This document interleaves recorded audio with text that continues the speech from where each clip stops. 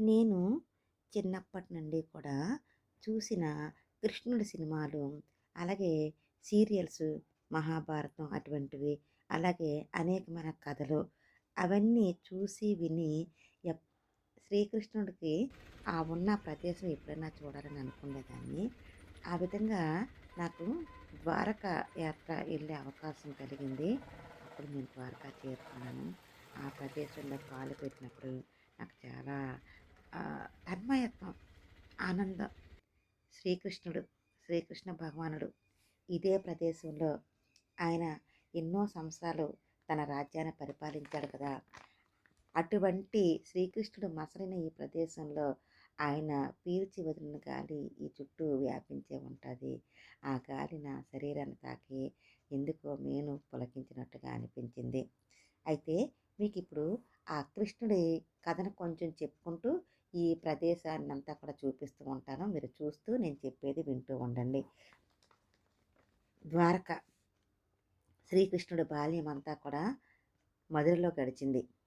అక్కడ మనందరికీ తెలిసిన కథే, కంసుడిని శ్రీకృష్ణుడు సంహరించాడు. కంసుడిని సంహరించిన తరువాత అతని మామగారు అనేటువంటి జరాసంధుడు కృష్ణుడిని ఎలాగైనా సంహరించారని చెప్పేసి అనేక పర్యాయాలు మధుర మీద దండయాత్ర చేసి మధురలో ఉన్న యాదవులను, కృష్ణుడి యొక్క బంధువర్గాన్ని, సైన్యం అందరినీ కూడా కోల్పోవడం జరిగింది ఆయన యొక్క దండయాత్ర వల్ల. ఇక అక్కడి నుంచి కృష్ణుడు ఎలాగైనా సరే నా వారిని మధురవాసుల్ని రక్షించాలనే ఉద్దేశంతో మధురకు దూరంగా ఉన్న ద్వారకలో ఒక అద్భుతమైన నగరాన్ని నిర్మించాలనుకొని అక్కడ సముద్రం మధ్యలో నిర్మించాలని సముద్రుని స్థలం అడగడం జరిగింది. దాంతో సముద్రుడు స్థలాన్ని ఇవ్వడం జరిగింది. సముద్రం నీరు వెనక్కి వెళ్ళడం జరిగింది. దాంతో అక్కడ అద్భుతమైన భవనాన్ని భవనాలను నిర్మించడం జరిగింది.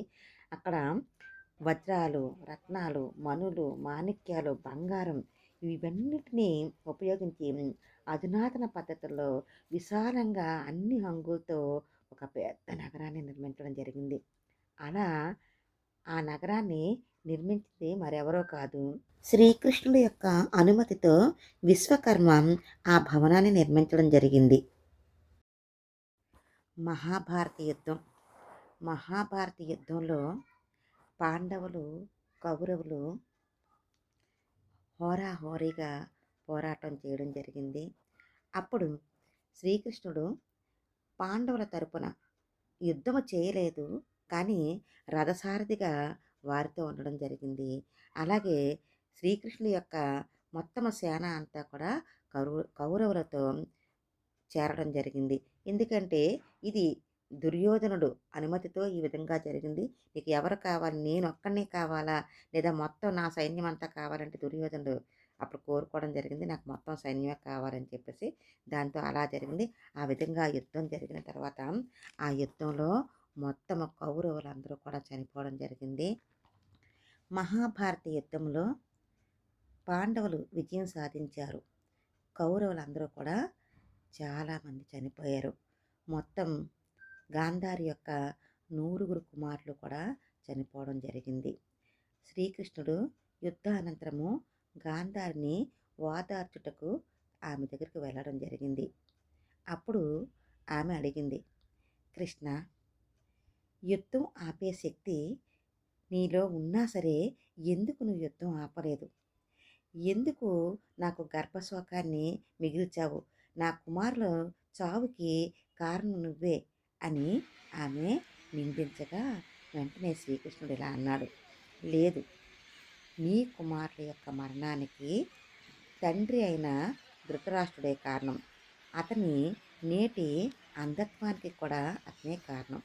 పూర్వజన్మలో ఆయన చేసిన కర్మఫలం ఒక పక్షి తాలూకా 100 మంది పిల్లల్ని చంపడం జరిగింది. అప్పుడు దాని శాపం వల్ల ఆయనకి ఈ విధంగా జరిగింది అని చెప్తే వెంటనే కుంతి, సరే, పాపం చేసింది నా భర్త, కానీ శిక్ష అనుభవించింది నేను కదా కృష్ణ శిక్ష అనుభవించాను. 100 కుమారులను పోగొట్టుకున్న తల్లి కడుపు కోత ఎలా ఉంటుందో నీకు తెలుసా కృష్ణ? నీకు తెలియాలి.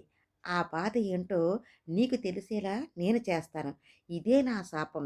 నువ్వు ఎంత బాగా యుద్ధాన్ని నడిపించి మొత్తం కౌరవులందరినీ కూడా పొట్టన పెట్టుకొని పాండవులను రక్షించి, అలాగే నీ కుటుంబాన్ని, నీ వంశాన్ని, నీ వారనుకున్న వాళ్ళని కూడా రక్షించుకొని వెళ్ళిపోయి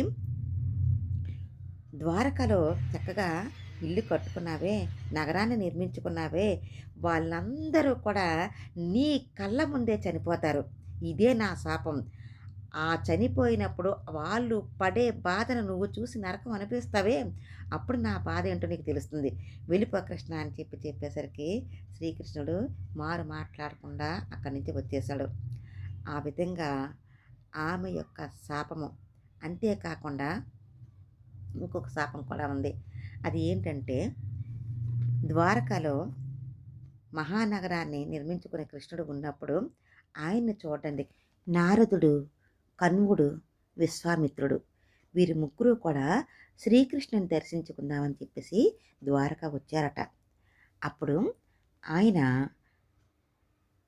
సభలో ఉంటుండగా వారి యొక్క శ్రీకృష్ణుడి యొక్క బంధుజనము ఈ ముగ్గురిని చూసి వీళ్ళను ఆట పట్టించాలని తలచి ఒక పురుషుడికి స్త్రీ వేషము ధరించి ఈ మునుల వద్దకు తీసుకొని వచ్చి ఈమెకు కడుపులో ఉన్నది ఆడబిడ్డ, మగబిడ్డ ఎవరు పుడతారు అని చెప్పేసి అడిగారట. వెంటనే సర్వము గ్రహించిన ఆ మునులు కోపించి వీడి కడుపున ముసలం పుడుతుంది, అదే మీ అందరికీ నాశనానికి కారణమవుతుంది అని చెప్పి శపించి వెళ్ళిపోయారట. ఈ శాపం వలన కూడా మొత్తము గాంధారి శాపము, ఈ శాపము ఈ 2 శాపాల వలన ద్వారక నీటిలో మునిగిపోయింది, సముద్రంలో మునిగిపోయిందని చెప్తూ ఉంటుంటారు. ఆ విధంగా ఎంతో వైభవం పొందిన ద్వారక అంతా కూడా సముద్రంలో మునిగిపోయింది. అలాగే అంతకంటే ముందు శ్రీకృష్ణుడు తన మేనత్త గాంధారి కుమారులు చెడ్డవారు కావచ్చు కానీ ఆమె మహాసాధ్వీమణి. ఆమె యొక్క శాపం తనకెప్పటికన్నా తగులుతుందని తెలుసు. అలా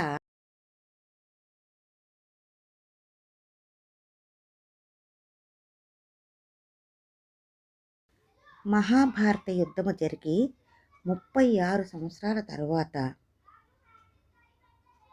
కృష్ణుని యొక్క కుమారులు, బంధువులు అందరూ కూడా వారిలో వారు కలహించుకుంటూ చనిపోవడం జరుగుతుంది. ఇది చూసిన కృష్ణుడు అక్కడ ఉండలేక, చూడలేక అక్కడికి దూరంగా ఆయన వెళ్ళిపోవడం జరిగింది. అలాగే అర్జునుడికి మొత్తము తన యొక్క కుటుంబం బాధ్యత అంతా అప్పగించి చూసుకోమని చెప్పి వెళ్ళిపోవడం జరిగింది. అయితే అప్పుడే ఆకాశవాణి గర్జించింది.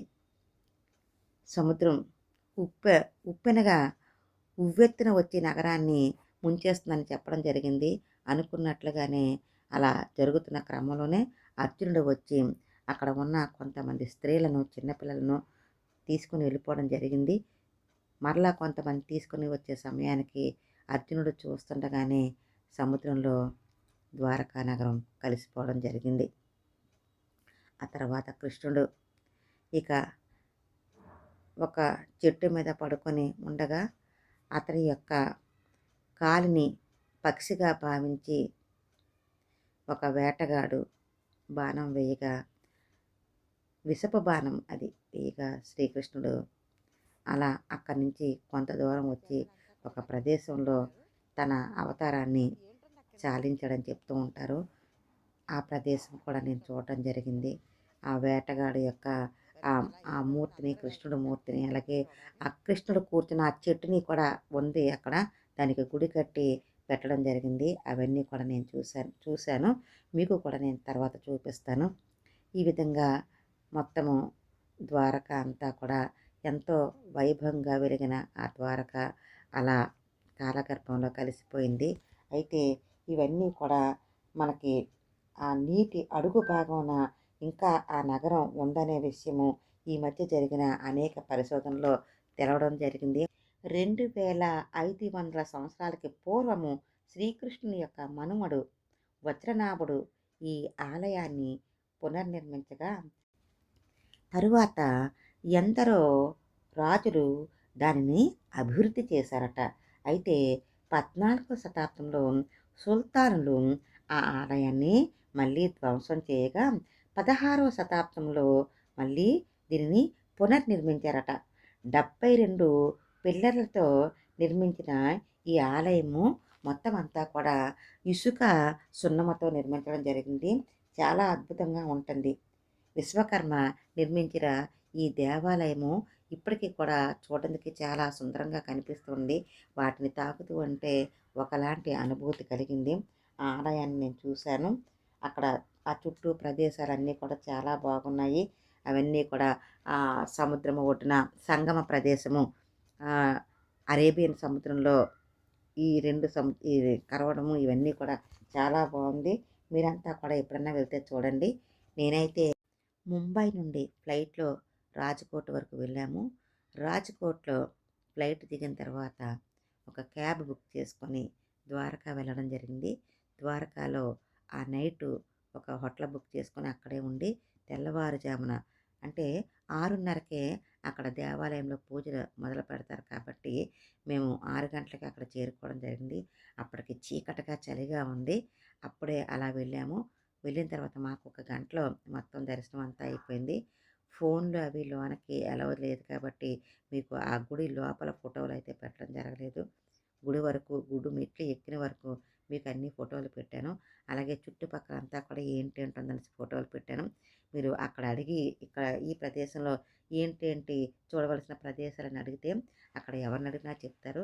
కాబట్టి మీరు అక్కడ వరకు వెళ్ళిపోయిన తర్వాత ఆ చుట్టుపక్కల ప్రదేశాలన్నీ కూడా చూడొచ్చు. ఇంకా నేను చాలా ఉన్నాయి. ఇప్పుడు కేవలం ఈ ద్వారకా వరకు మాత్రమే నేను మీకు ఈ వీడియో చేస్తాను. నా వీడియోస్ మీకు నచ్చితే లైక్ చేయండి, షేర్ చేయండి, సబ్స్క్రైబ్ చేసుకోవడం మర్చిపోవద్దు. Thank you for watching.